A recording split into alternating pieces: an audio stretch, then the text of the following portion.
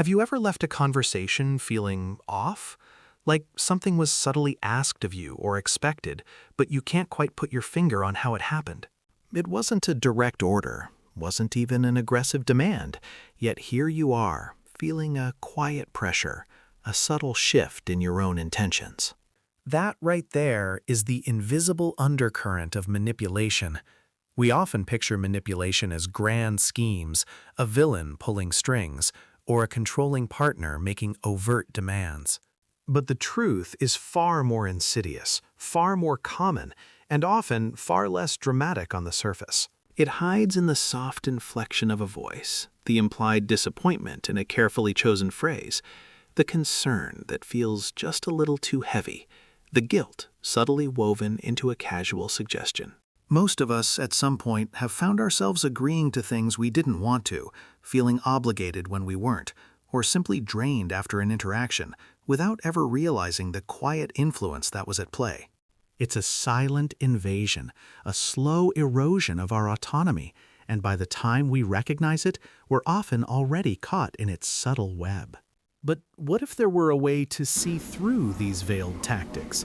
What if some people, almost effortlessly, seem immune to these subtle nudges and emotional leveraging? They aren't cold or suspicious.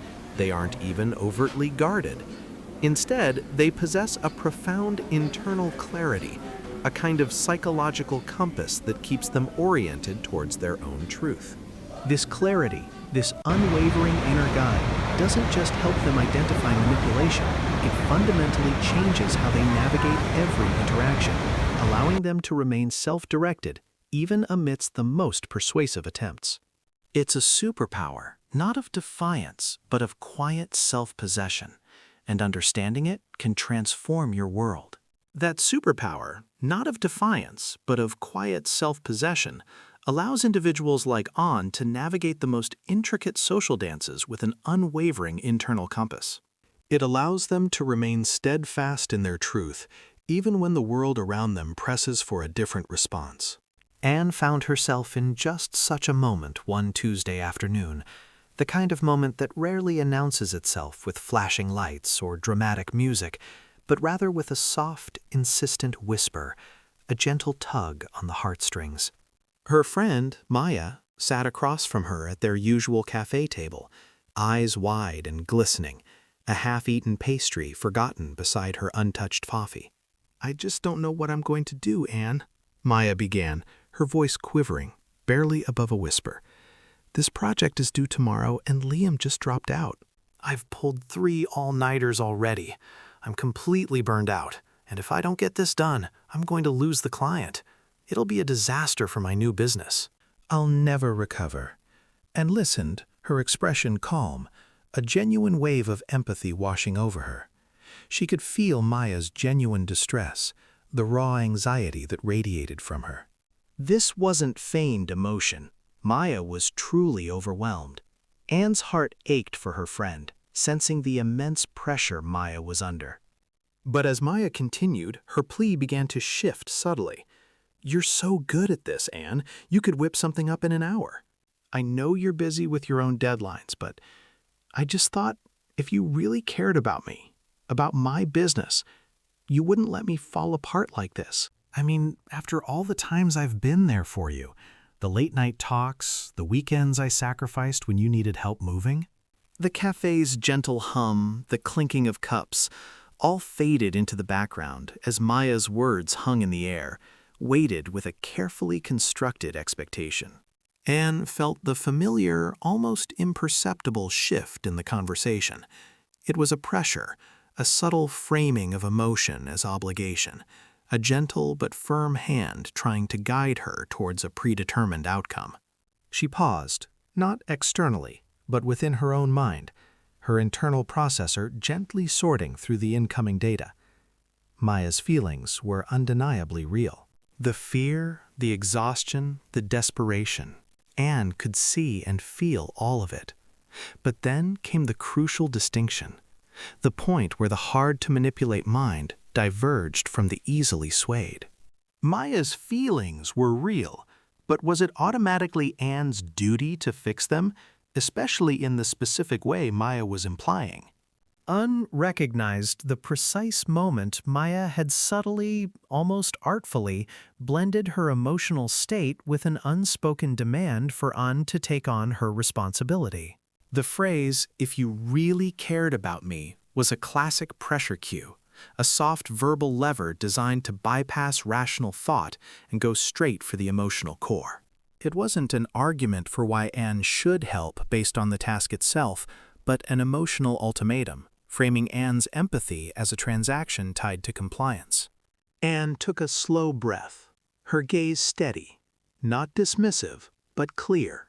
She watched Maya, seeing the anticipation in her friend's eyes, the faint hope that Anne would immediately cave to the guilt, to the implied accusation of not caring enough. And knew that in previous years she might have crumbled, might have immediately started apologetically explaining why she couldn't, or worse, grudgingly agreed, only to resent Maya later. But years of cultivating internal clarity had changed her. She didn't need to over-explain. She didn't need to enter a debate. She didn't need to justify her boundaries with an exhaustive list of her own commitments. "Maya," Anne began, her voice soft but firm, "I can see how incredibly stressed you are, and my heart genuinely goes out to you. I understand how much this project means for your business, and it sounds like a truly difficult situation." And acknowledged Maya's feelings, validating them, showing that her empathy was very much intact. This wasn't coldness, it was compassion coupled with discernment. Then the pivotal boundary. "But taking on your project isn't something I can do right now. My own deadlines are incredibly tight this week, and I've already committed my full focus to them." She didn't say, "I wish I could, but," or "maybe if I didn't have X, Y, and Z." She simply stated the limit. No hostility, no opening for negotiation, just a clear, polite statement of fact. Maya's face fell, a shadow of disappointment replacing the hopeful anxiety. "So that's it then?" she said, a hint of bitterness creeping into her tone. "You're just gonna let me fail? After everything?" The subtle disapproval was now more overt, a deliberate attempt to activate Anne's fear of being disliked, to leverage the social contract of friendship. Anne felt the sting, the familiar societal conditioning to soothe, to mollify, to agree, to avoid confrontation or the perception of being uncaring. But she held steady. She tolerated Maya's disapproval, not because she was indifferent to her friend's feelings, but because her sense of self-worth wasn't contingent on Maya's approval. Her emotional oxygen didn't come from external validation. "I'm not letting you fail, Maya," Anne replied, her voice remaining calm, her internal regulation undisturbed even by Maya's rising emotion. "I'm telling you what I realistically can and cannot do. My focus right now is on my own commitments." However, Anne offered, shifting from the specific requested action to genuine support that aligned with her boundaries, "I can help you brainstorm some alternative solutions. Have you considered reaching out to a mutual colleague who specializes in this area? Or perhaps exploring an extension with your client, given Liam's sudden departure?" "I'd be happy to sit with you for an hour tonight and help you strategize a path forward without taking on the project myself. That's something I can genuinely offer." Anne's proposal demonstrated a capacity to help, but on her terms, without surrendering her autonomy or allowing guilt to dictate her actions. She offered substance, not pressure packaging.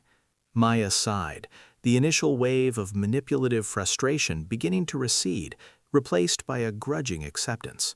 She knew Anne well enough to recognize the quiet resolve behind her friend's steady gaze. She knew that Anne wasn't being cruel, but simply firm.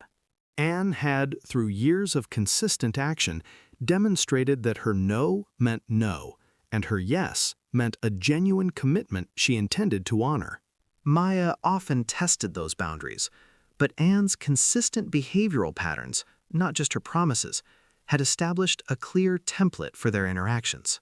This wasn't coldness on Anne's part, it was clarity. It was the deeply cultivated ability to separate someone else's emotional state from her own responsibility to fix it. It was recognizing the subtle pressure hidden inside language, tolerating disapproval without crumbling, taking time before agreeing, and stating boundaries simply, without apology. It was tracking behavioral patterns over empty promises and remaining internally regulated even during emotional appeals. Anne's strength wasn't in guarding herself against others, but in her profound internal clarity about her own responsibilities, her own boundaries, and the insidious nature of influence attempts. And so, when you encounter someone who listens with genuine empathy but without immediately absorbing pressure, who declines an unreasonable request without a cascade of guilt, and who makes decisions with a thoughtful pause rather than a rushed reactive haste, you are witnessing something truly powerful. You are observing a mind that remains self-directed, autonomous, and whole, even within the most sophisticated webs of persuasion. This quiet, inner strength, this unwavering clarity, is not just a defense against manipulation. It is one of the strongest forms of psychological strength, allowing an individual to live authentically, responsively, and with a profound sense of self-possession that transforms not just their own world, but offers a model of integrity to everyone around them. It is the bedrock of true freedom, a freedom found not in isolation, but in the ability to connect deeply with others, while remaining deeply connected to oneself.